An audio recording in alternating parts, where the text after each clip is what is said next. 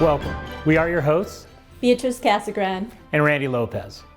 We remember holiday traditions from our childhood and from the chapters of our lives. We may recall the one or two times when we wished for and received that new bicycle, or Barbie's dream house. Yeah, or some other thing we just had to have, but it is the meaning and memories of the traditions that remain with us and inform us as adults. We open gifts at certain times because our tradition was to do so.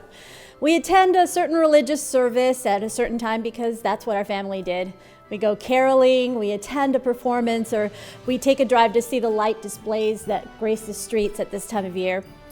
We must have grandma's stuffing, mom's sweet potato pie, or aunt's tamales, or dad's eggnog, because nothing else would be right. The traditions are the gifts we remember. "Are you the spirit, sir, whose coming was foretold to me?" asked Scrooge. "I am." The voice was soft and gentle, singularly low, as if instead of being so close to him, it were at a distance. "Who and what are you?" Scrooge demanded.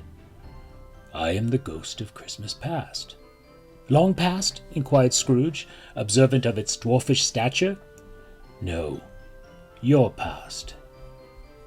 Before Claremont was founded, before the first Anglo settler, Tooch Martin, built his shack near what is now 11th Street, before the Spanish land grant ranchos and the first adobe house, El Alisal, that was located in what is now Memorial Park, and before the area was part of the vast land holdings of the Mission San Gabriel, Claremont was home to the indigenous people known as the Tongva, who lived in a village near the mesa later known as Indian Hill, where the California Botanic Garden is now located. The solstice was celebrated with a meal, storytelling, music, dance, songs from ancestors, and fire offerings of chia seeds, acorn flour, and berries, followed by prayer. As the Western expansion came to California, communities developed their own traditions. The railroad boomtown that was Claremont had few residents during the 1887 holidays, and the boom had gone bust by 1888, leaving a ghost town for Claremont's second Christmas. The old depot, a few scattered houses, the land office, and the Claremont Hotel were left from the boom of the preceding year. Christmas 1888 was a lonely one for the few remaining residents. So sad. Renewed hope for Claremont was reborn during the winter of 1888-89. Henry Austin Palmer and the Pacific Land Improvement Company offered the hotel to a new struggling college that was holding classes in a small cottage in Pomona. During the winter break, the entire faculty and students of Pomona College moved to the hotel and renamed it the Claremont Hall, which later became Sumner Hall. Christmas 1889 saw the beginnings of an annual celebration with a program of music held in Claremont Hall on December 19th. The Christmas celebration was later moved to Holmes Hall and continued there for many years. Now, the Christmas party at Holmes Hall included narrated pantomimes, hymns, Christmas carols, and Christmas stories, followed by a visit from Santa Claus, who arrived with a sack full of candy and presents for the children. It was reported that Santa had to arrive by climbing through a window since Holmes Hall had no chimney. During this time, an early holiday event, the Charity Bazaar, was held annually in the Renwick Gymnasium and was a chief source of gifts in Claremont. It is Christmas, 1906, and most people are enjoying dinner at home with family and friends. However, you have arrived recently to Claremont. You're facing a new year filled with immense promise in this little town that is just 1 year away from incorporation as a city. Perhaps you're a Pomona College student away from home for the holidays, or a professor who has just joined the faculty.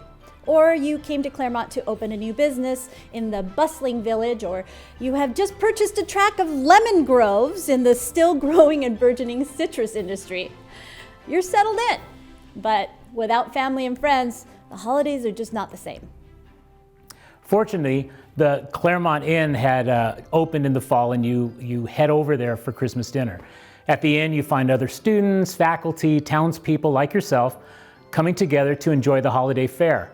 For just 75 cents, Good deal. Yeah, you enjoy the Christmas menu that will not change much over the next 60 years. The Claremont Inn Christmas dinner menu: bouillon, sweet pickles, celery, mission olives, salad, lettuce mayonnaise, roast turkey with walnut dressing, cranberry sauce, roast loin of pork with applesauce, mashed potatoes, brown sweet potatoes, French peas, mince pie, pumpkin pie, and ice cream and cake. As the city grew from its humble beginnings as a boom then bust railroad town, the influence of first Pomona College and then the other colleges remained. However, other influences entered into a city that was growing. Chief among those was Herman and Bess Gardner, who brought the new types of traditions to Claremont. Both graduates of Pomona College, Herman was a successful inventor and businessman, and they built their home in what is now Memorial Park and their business Vortox on Indian Hill Boulevard. The Garners' love of the arts and their support of the Claremont Community Players led them to finance the construction of the Padua Hills Theater in 1930 as a permanent home for the players. Unfortunately, after a few short seasons, the Depression took its toll on the players, and Bess Garner took her love of the traditions, music, and folk dramas of Mexico and created the Mexican Players so the theater could continue operating. Noche de paz, noche de amor, todo duerme alrededor, todo el mundo celebra con fe a ese niño nacido en Belén, con canciones del corazón. Hoy ha nacido el amor.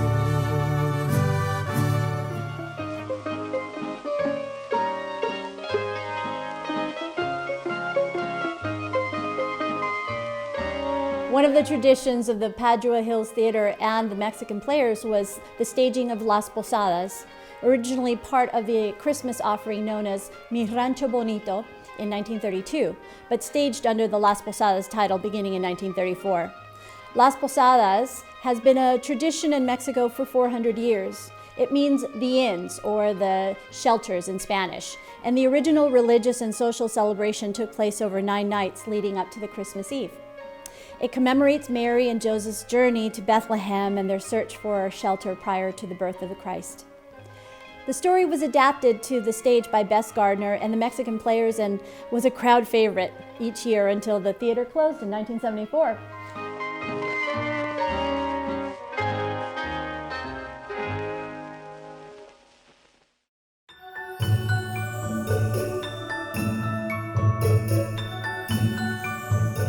In easy state upon this couch there sat a jolly giant, glorious to see, who bore a glowing torch in shape not unlike Plenty's horn, and held it up, high up, to shed its light on Scrooge as he came peeping round the door.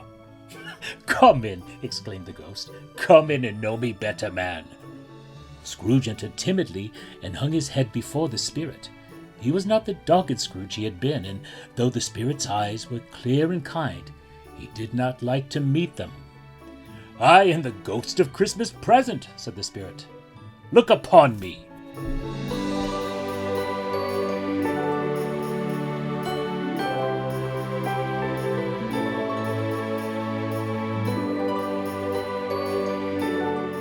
And here we go.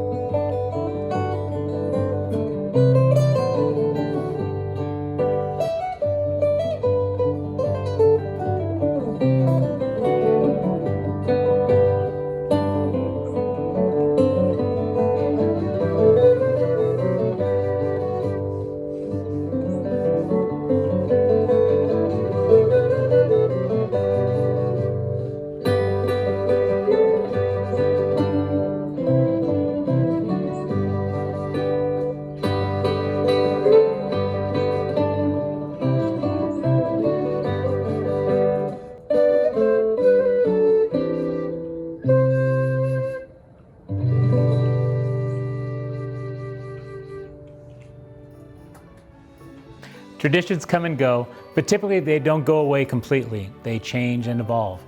The annual Claremont Christmas party has evolved, and now we have the city's village holiday promenade and tree lighting ceremony that takes place on the first Friday in December. It features a skating rink, participation of shops and restaurants, entertainment, and of course, photos with Santa and Mrs. Claus. Caroling. That too. Las Posadas may no longer be staged at Padua Hills Theater, but there are other entertaining traditions in Claremont, such as the Nutcracker at Bridges Auditorium or the offerings at the Candlelight Pavilion, with productions like A Christmas to Remember every year. There may no longer be a charity bazaar, but we have a vibrant and unique shopping scene in the village, and there are events such as the Pilgrim Place Festival, Gypsy Sisters Art Mob, there's Village Venture, and the Farmers and Artisans Market each Sunday. Religion and spirituality are the driving forces behind many of our traditions and bring meaning to people's lives and their celebrations of holidays. Most religions have traditions that embody their beliefs and teachings.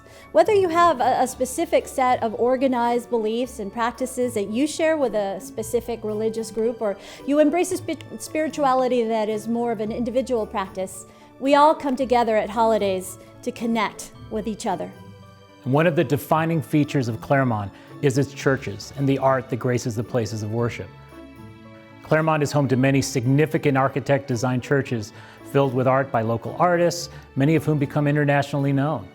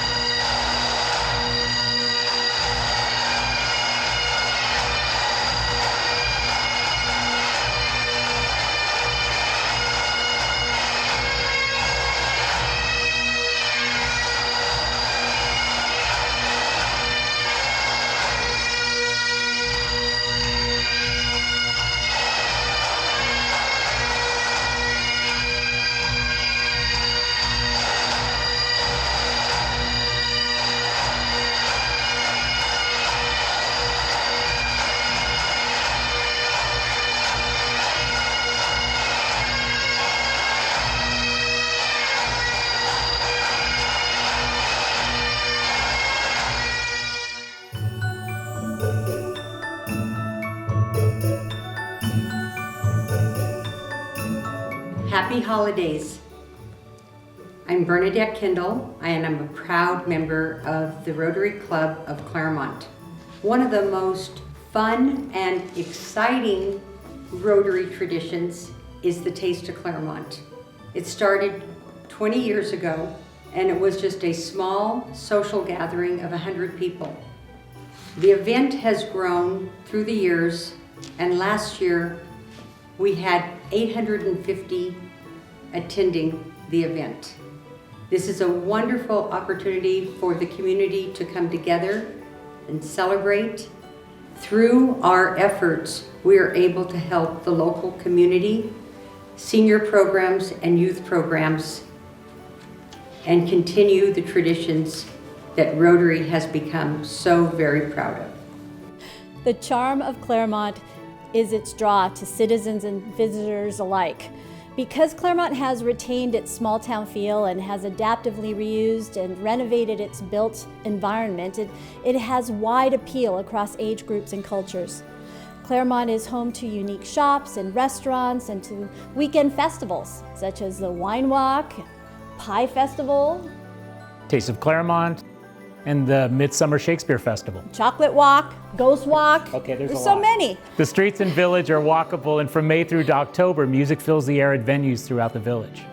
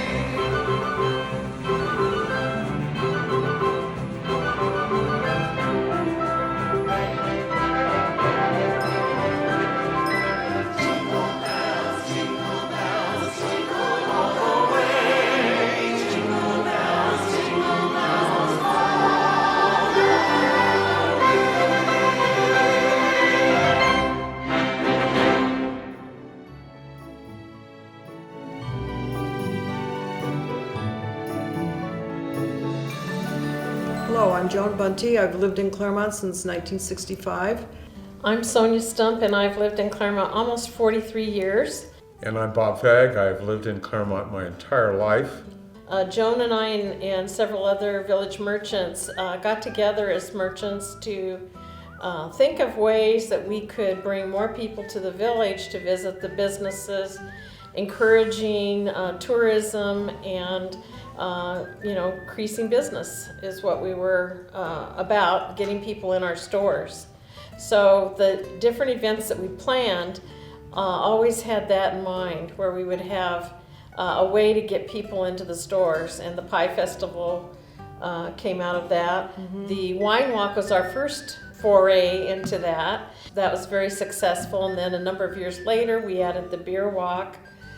We do the Craft Beer Walk, the Craft Blues Beer and Brews. Walk, the Blues and Brews. That was very popular as well. There were 4 locations for live music every Friday night, 6 to 9, May through October. The first year we did it, which was about 10 years ago, we did it through the end of December. What we found was that as soon as daylight savings time went off, people didn't come out of their houses. You know, so as soon as it was dark at 5, they're Southern hibernating. Californians, when it goes below 70 degrees, it's they think they're in Minnesota. Yeah, it was too cold. That's what's extraordinary about this town is all the volunteers and all the different people groups in the town that make really a wonderful town, an extraordinary town. Another thing that we really have missed this year was the 4th of July celebration. It's a huge event here in Claremont, and I will tell you, if I didn't see people the whole rest of the year, if I came to the park on the 4th of July or the fireworks, it's like I felt like I saw everybody in town at one of those 2 places. It's like really everybody shows up on the 4th of July. It's the best 4th of July celebration. We've done the pancake breakfast on the 4th of July, starting early in the morning, and then we move all of our equipment over to the colleges for the fireworks and do cooking, and so it's a full, fun day. 4th of July parade. Yeah. Oh yeah, we had a special corner. You'd have to get to that property, and some friends of mine owned where we would sit. So you have to get there 2 days in advance and put your blankets out. With, Like the Rose Parade. It was worse than the Rose Parade. Worse than the Rose Parade, trust me. But it was just a fun event that all these wonderful memories that come back and will keep us going forever and ever and ever. We have the concerts in the park that start the Monday after the 4th of July. We all missed those immensely as well. We have fabulous live music for 8 or 9 Monday nights after the 4th of July. I always loved Monday night concerts in the park, and I would actually be out there dancing sometimes. If some of you would recognize me, sometimes I was dancing by myself. That's a fabulous Claremont tradition.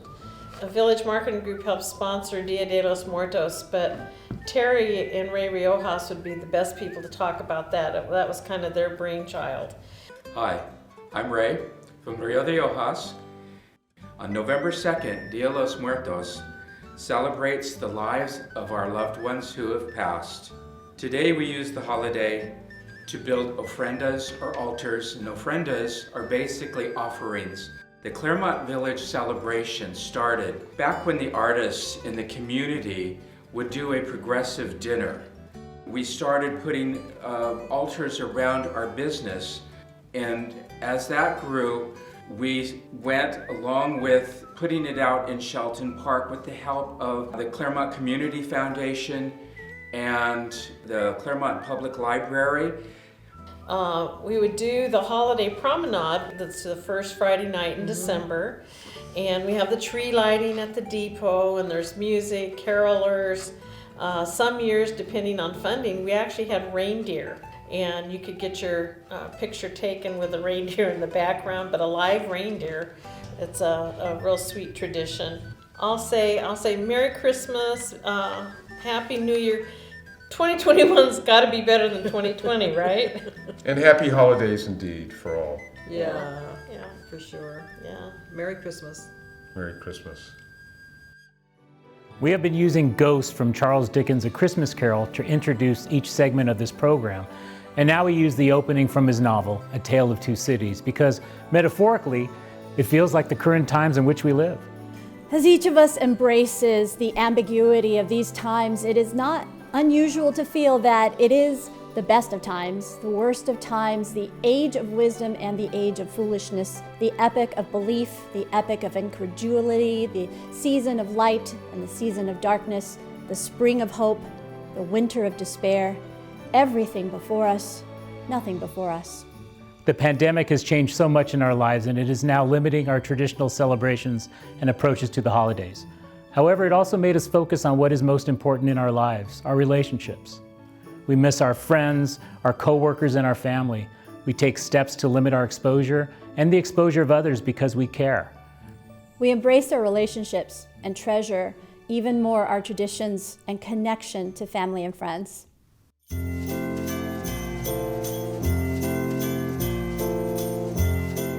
I am in the presence of the ghost of Christmas yet to come, said Scrooge. The spirit answered not, but pointed onward with its hand.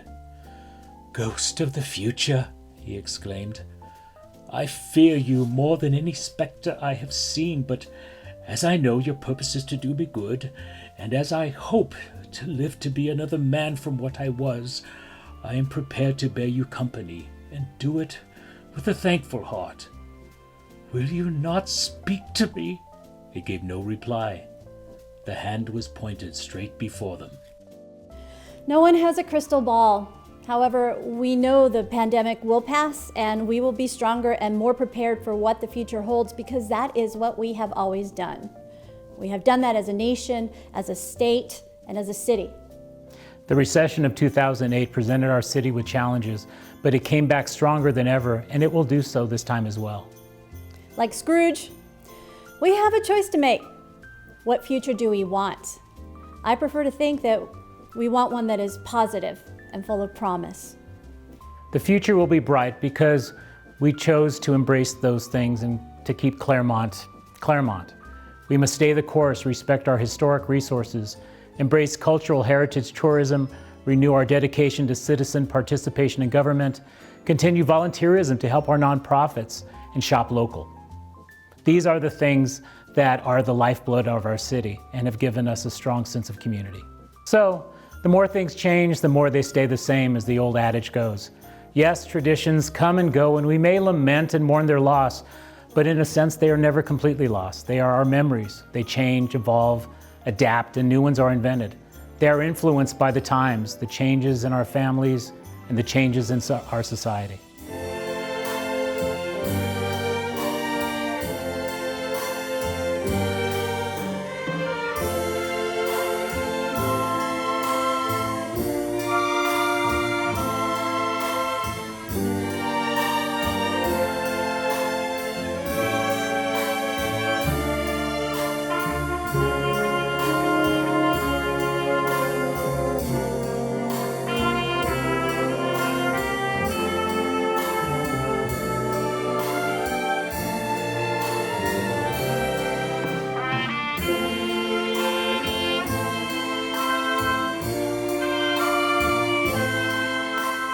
Celebrating the season with Claremont Heritage, the gift of traditions. This is Bernadette Kendall, Wheeler Stephen Sotheby's International Realty, wishing you happy holidays and a new year of hope, good health, prosperity, and peace.